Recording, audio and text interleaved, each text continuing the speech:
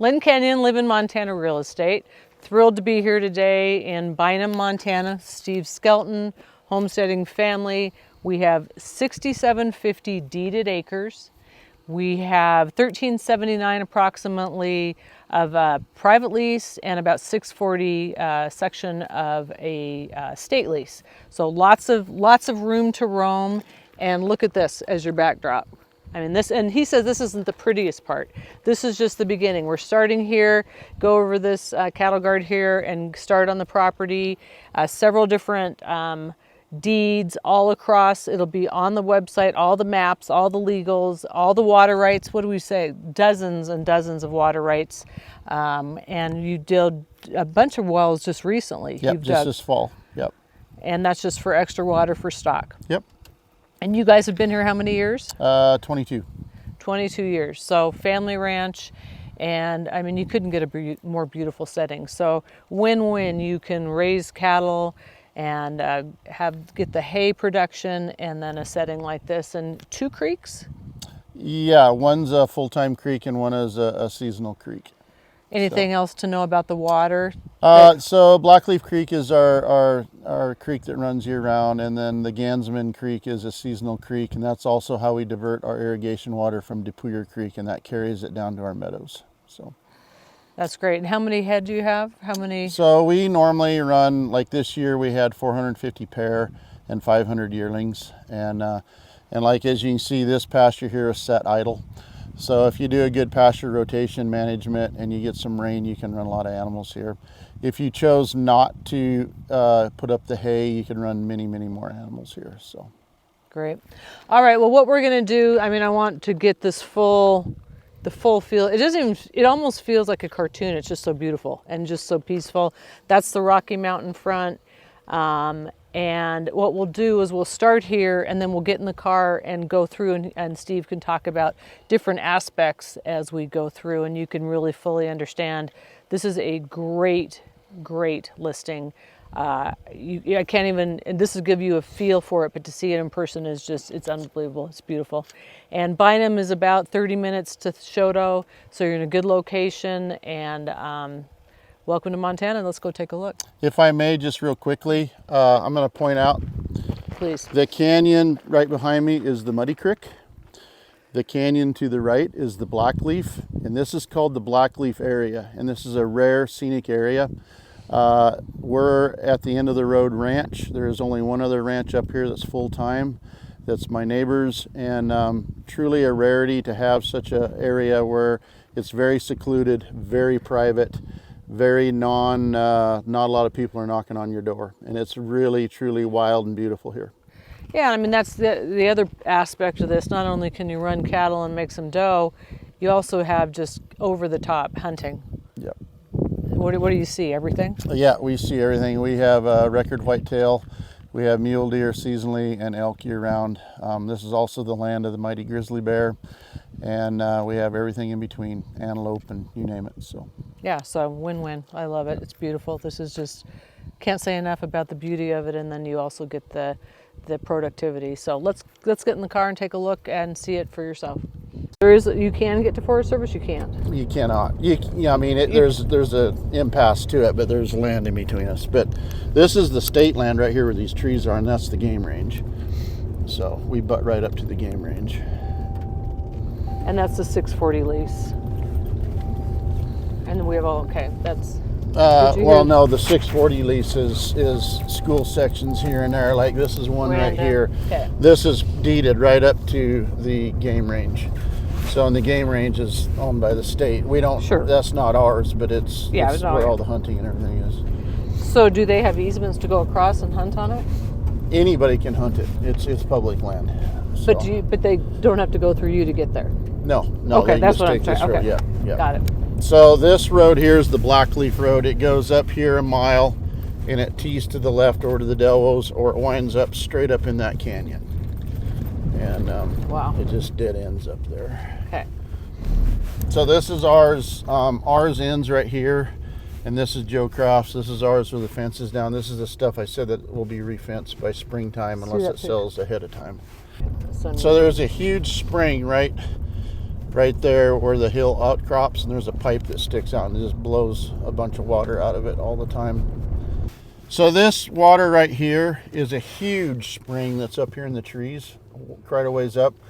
And so like you can see the water that's coming through, that's from this spring, and it kind of sub-irrigates this hay meadow of ours. Okay, so we've driven a little bit in, not even a mile probably. Yep, so this is the blackleaf bottom, and this is the original portion of the ranch. It's very historic. This was the original Lillard homestead. They came here in the 1860s. She was a Native American woman, and this was a reservation at the time, and so they could homestead here.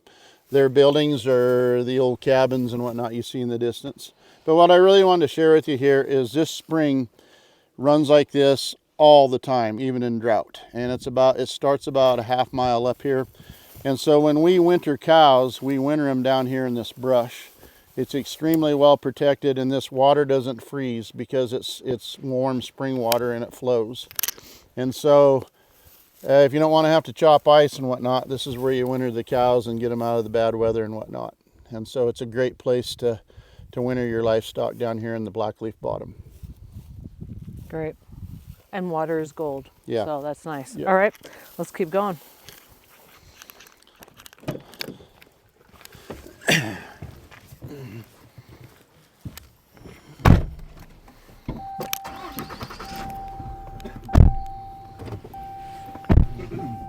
So you're not. So are you on the right now?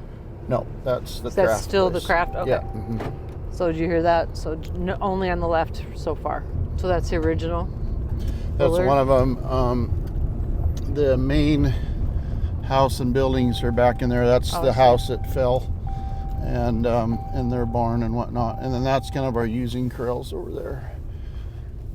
I was gonna move everything to the top of the hill, but that can be up for the next owner to decide.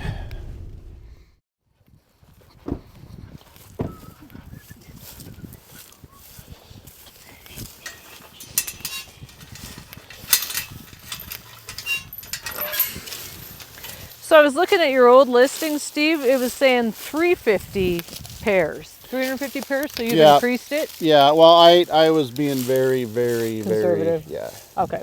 So, They didn't even say anything about yearlings. yeah.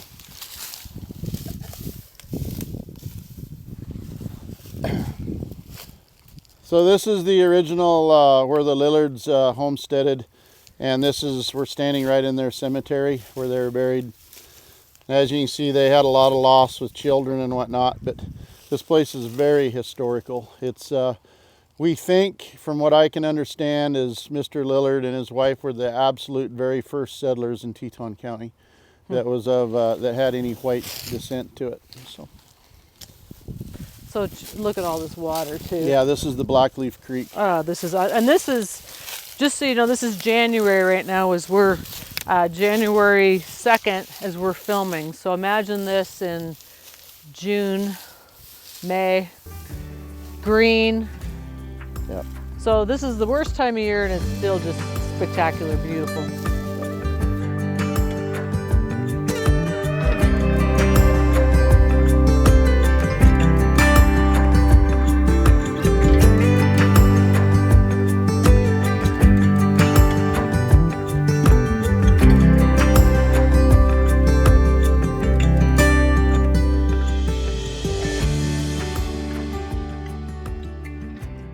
So right now we're standing in the middle of a teepee ring, and if you can see these stones, this is what our early Native American ancestors, what they held their tent flaps down with, or their teepees down.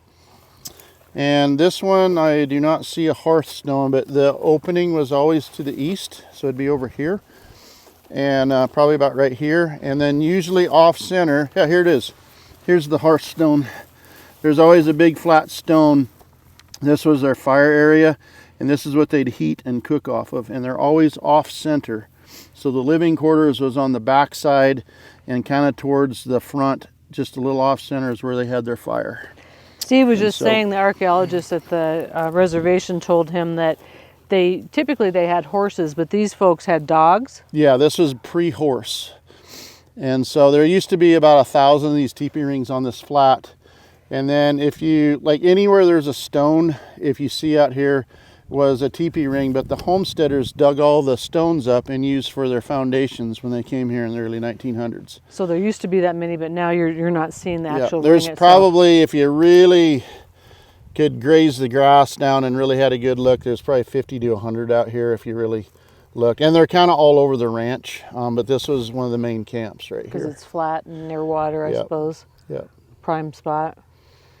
Yeah. Yeah, and then you've got the homestead where we just were down this way. Yep. So just to give you some perspective. So we kind of went up from the main, so history galore. This is cool.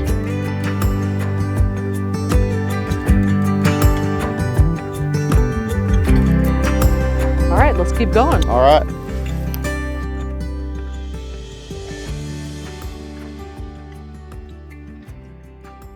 Okay, so just Steve, to get an idea, this is most of your buildings that come with it. Yep. So what are we looking at here on the left? So that's a 1910 schoolhouse that had an addition put on in the 50s, and then I built the big overhang porch and made it the way it looks today.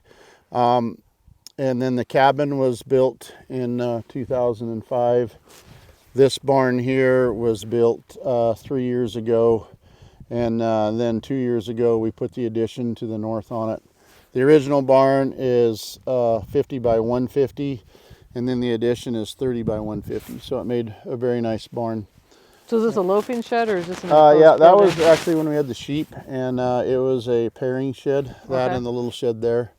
And then over on the far away is our dog kennels that we had a very lucrative guardian dog business, and so we kept the dogs that were in production or whatever. So.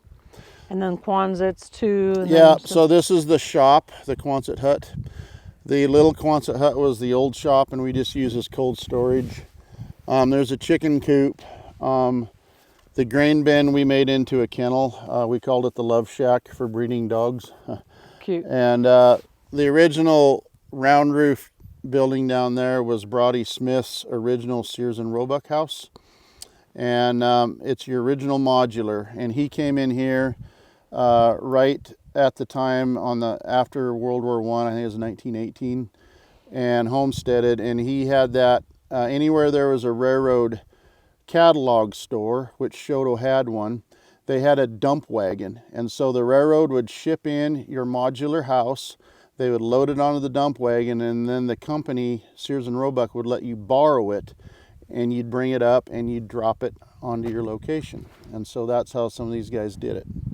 So from here, to just understand perspective, so you go all the way up to where the quaking aspen are. Yeah, so just on the bottom side of the jack pine ridges there, you'll see a gray spot with cattle in it at the base of the hill. That's kind of our western corner. And that's all of our hay meadows going up through here. So just kind of keep you out of the wind down here? Is that? Yeah, it helps. I mean, it can blow, but yeah. Yeah, that's why they picked this spot, I assume. Yep. We have good water here. There's a great well here, and we punch more wells in here just from our stock water. And I just get tired of chopping ice. Right here where the horses are watering is a huge spring, and it gurgles out of the ground, and it makes like a little river, and you can see them watering out of it. That's just a natural spring right there. Oh, that's great. And I've never really done much with it. It was one of those ones that was on the radar to really, pipeline and use out of, and that was kind of the next on our radar, but we just hadn't done it yet. So water everywhere. I mean, yeah. I don't think we've had a spot that hasn't had water or been near it. So that's great. And how many you just did a bunch of wells last July? Yeah, we've got, I believe, don't quote me on this, I think there's 6 in production. Yeah, great. We punched about 10. Some had water, but it just wasn't worth the cost to case them and whatnot. They just weren't enough of what I wanted. So do you go up this hill? Oh yeah, so we go about 4 miles this way and about 5 miles to the east. So we're kind of not quite center in the ranch, but we're pretty close, dead center here. So okay, that's good. There's just to give you an idea, there's 53 miles of fence on this ranch. So holy smokes. It just kind of give you the scale of what you got to deal with. That's what you're getting, along with everything else. All right, well, we'll do a quick little walkthrough on these buildings, and then they keep going and showing off the ground. Yep. Okay. This barn here was an original Brody Smith barn. It was built in 1917. I rebuilt it, and but the superstructure is the same. It was an old horse barn, and charming. we had tie stalls for horses, day stalls, and then we have a tack room right here.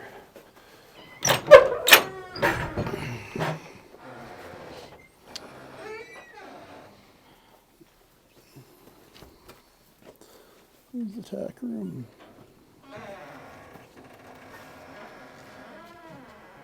Yeah, this is great.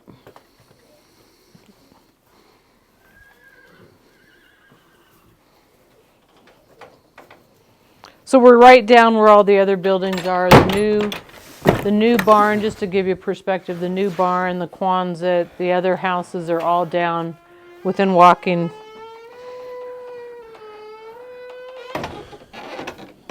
We actually calved wheelchair. in this meadow down here, and then because we calved later, we calved end of March and April. We had windbreaks for blizzards and whatnot, spring blizzards, but if we had a problem, we just brought them into here, and we had this set up into 6 jugs, but we just didn't have a lot of problem because we range calved. But if we did, this is where we pulled a calf, is right here. And you're leaving head gates and that sort of thing? Yeah, this will all stay. Okay, Yep. Good to know. Okay, so we're right outside the house, formerly a schoolhouse, and we are right, what do we have, Steve, right so here? this is a root cellar. Well, heck, let's just show you what a root cellar is. So, kind of living in the middle of nowhere, you have to be able to plan for winters. And so this is a root cellar. So come on down, I'll show you what a root cellar is. We raise big gardens, or you can buy stuff and you can preserve it. So these potatoes will keep clear till next fall, till the following year. So come on in, it's kind of dark. But as you can see the potatoes? There's a whole bin of them here. And then this here is our carrot bins. And so there's a carrot. And we keep this stuff for a whole year like that. And then behind you, keeps his cabbage, yeah. So the cabbages look gross, but the inside always stays good. So you just peel all that off. Fancy door back on here. Here, Lynn, with all that. You got it? There it is. We'll put the fancy rock back on it. Life's good. So. That looks like a foundation rock. All right. Well, keep going. Yeah, we'll go see what this looks like.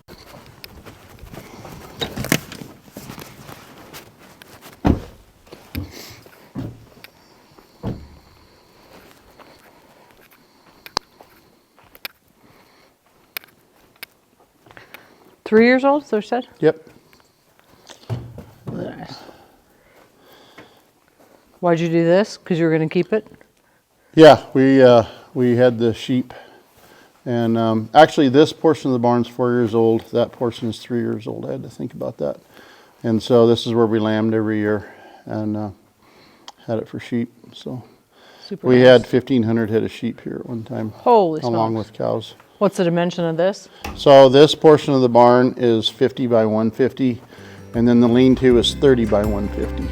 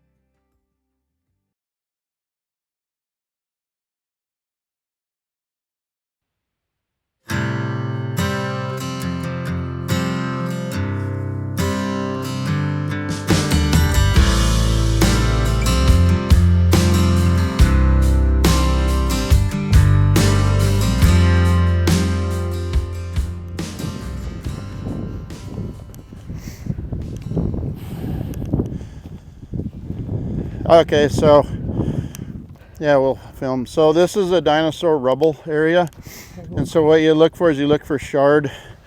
That is not one, but I'll find you one. It's laying all over here, so if you excavated down, you'd find whole dinosaurs buried right here. Here's a bunch of it that's been stockpiled. This is all dinosaur bone. See the striation, that's the outside. The marrow plate is always porous, and that's those little pores right there. And so that's bone. All this is bone right here. That's not. This is. Same deal. See the marrow plate, the outside striations. There's another piece. Outside marrow plate. So it's just rubble. And so what you do is you dig down and you'd find the whole animal and you'd put it together. And this was an animal that was on the surface and it's just been disturbed, and it is what it is. You can't put this one together. But so this whole area right here, and I'd say all this right here has dinosaur in it. So they said the green, when the soil is green. Yeah, where the soil is green is the Two Medicine Formation, and that's where you find them. So here we've got John Dutton Ranch. You have Native American history, teepee rings. You've got the old homestead. You have a great old story on the original gentleman who came, and now you've got this view. You've got water. You've got sheep, or you want cattle. You want to do kennels. You can run buffalo. Run buffalo. Yep. There you go. You do anything you want to do up here. You want to hunt. You want to have a hunting lodge. There's no covenants. It isn't a conservation easement, so you have to be sensitive to that building envelope. But you're not going to have a lot of neighbors. And so this one, it's about as versatile as you can get in just a phenomenal setting. There's positives to the Nature's Conservancy easement too. This place has to stay contingent, and so a lot of people are like, well, why? That's bad. I can't subdivide it. That's good. That means that it's not going to be subdivided, and this place will always be a whole ranch. And so when you buy this place, you'll know that it's yours contingently the whole way through, and you're not going to get people coming in on you. And like I said, this is very remote, so it's very private up here. Where the building site is from the county road, if you place your house strategically, it'll never be seen from the public. And so even our place, you have to get on our ground to actually see the building site. So that's a very private place. That's cool. And as you can see, it's very quiet. Yeah, super peaceful. Our closest neighbor is 6 miles.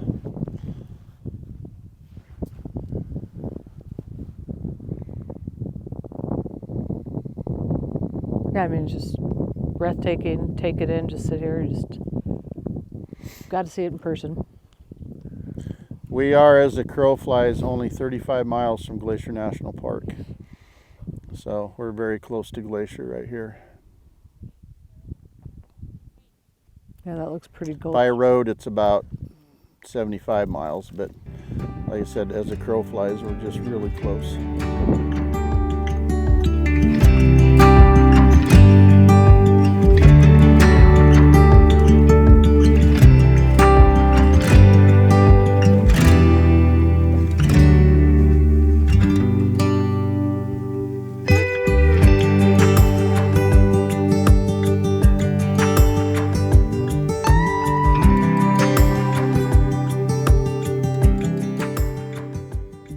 Okay, so just to get some perspective, this is out here, Steve. What is this that we're looking at? The far distance where you see the buckskin grass are the hay meadows that we're in. That's the largest continuous field, and I think it's like 1,128 acres, but that's with the hay meadows included. The field we're in right here is strictly grazing. It's called the Bill Campbell allotment, and Bill Campbell originally homesteaded this, one of the original guys back in the cattle days, not a farmer homesteader. And so this field is like 950 acres. This right here, and you've got that. There's a pond here on this one too. Yeah, this is a spring-fed pond. This is actually the headwaters, the very headwaters of the Dry Forks. This is where it all starts, and it's the Dry Forks goes all the way down through Conrad and out to the Marias River. And it's actually a flowing creek by the time it gets down there. So the lake over here, this reservoir, is not on you? No, it's just off. Right over there is a spot this side of the cabin. That's also a reservoir that fills up every year if we have snowfall. And so that one, and then the one on the west side in the Fox Field is we can fill with irrigation water. So each field has its own name. That was Fox Field that we Yep. just drove through a few minutes Yep. ago. So Based on old homesteaders. I believe there's 8 or 9 of these, but this is an actual Vision Quest site. This was the Native American archaeologist pointed this out. I thought it was sheep herders' monuments. He goes, no, see how they're sodded in and the lichens are growing. And so what they did, there would be a ceremonial teepee ring, and I don't know if there's one right here. There is. I never look enough. But at any rate, there's 3 of these Vision Quest sites on this rim. And what they would do is they'd set up a big teepee, a huge one, and they'd beat the drum, and then the guy would do his vision right here. And if he became somebody as a warrior, they put stones on it. And then every time the tribe would go through, they'd add stones as a shaman, blessing in his name. And so this is like big, like when he came here, he left tobacco, he burned sage, he smudged, and he kept me off my own land over there until he did all this stuff. So it's pretty interesting. So, yeah. So a lot of that kind of stuff up here. But yeah, this is the Bill Campbell field. It goes clear across this flat, and those are water tanks over there. And like this is only, it's not even halfway to the other end of it on this flat. So the water tanks are on you? Yes. Yep. That's one thing I want to also talk about. I have a well. It's only 12 feet deep. There's 8,600 feet of line. There's the north line that waters this way, and then the east line that waters more of the pastures going that way. And we have a remote well site generator powered by propane that's on a timer. Works excellent, and we water all the animals with that. And it's the craziest thing. It's this shallow well, but there's a pan of rock that the water rides on, and it just does amazingly wonderful. So you've got a lot of great setup that you put some time and money into, yep. and thought, obviously. I'm looking at all this, and again, this is January 2nd, so yeah, that's pretty crazy weather. Yeah. A lot of Januaries we wouldn't be out here like this at all. Yeah, So, but then I mean, it's yeah. You imagine this when it's green. I Yep. mean, just over the top. All right, one more spot. Yeah, let's go. We'll head on out. So go look at some more.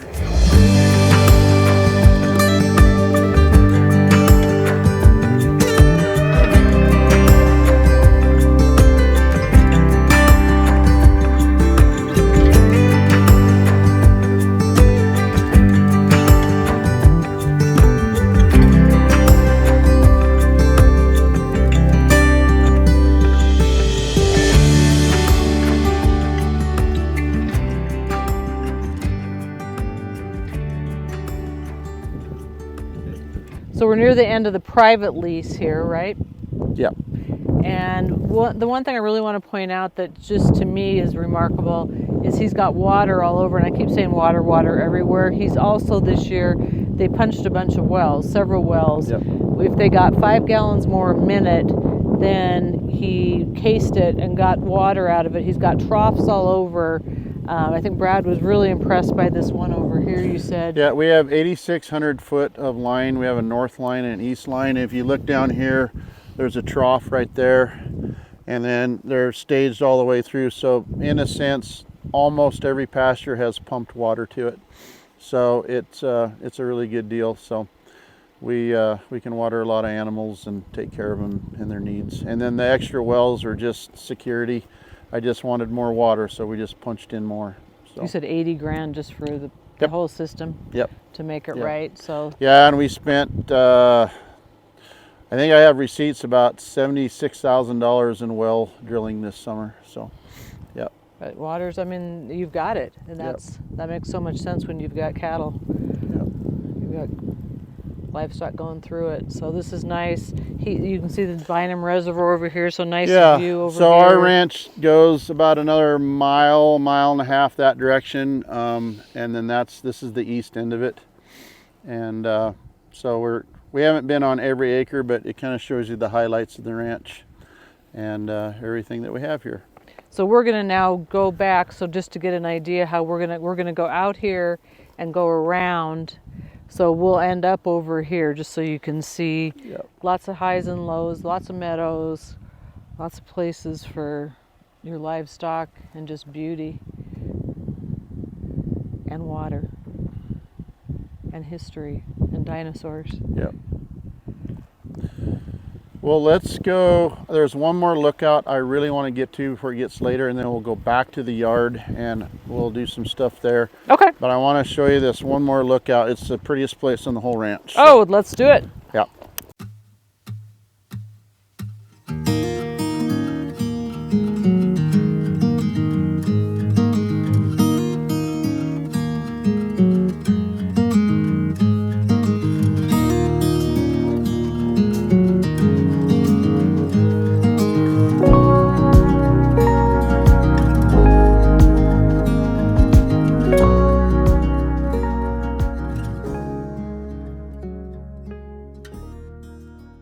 Okay, Steve has brought us to the grand finale, and he was saying he'd like to do a barn wedding venue out here, some kind of event, and this background is amazing. When you had the Dude Ranch, you said you used to bring people out here? Yep. And you'd see, we'd sit here and we'd look for grizzly bears at night in the evenings, and we'd see them. We'd see moose, we'd see elk. This is the Blackleaf Creek. This is the panorama that we have here. It's just beautiful and wonderful. And nature at its best.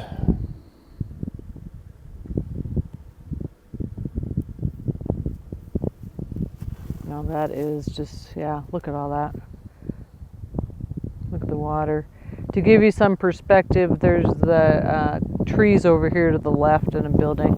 That's where that cemetery is, just to give you. So we've driven a lot of it today to give you a pretty good idea of what you're buying with this. This is not something that's going to come up often.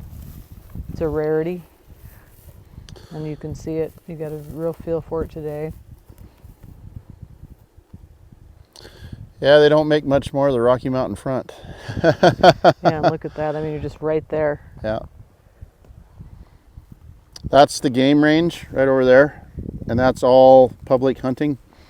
It's protected game range, and it's just outstanding hunting. A lot of elk are killed there every year. I bet. Record whitetails running here. I'm talking like 200 class whitetails. So. No doubt. It's good stuff. Hey, thank you. You bet. Appreciate your time. Thank you. Yeah, it's been we'll good. See what we can do. Thank you. Bet.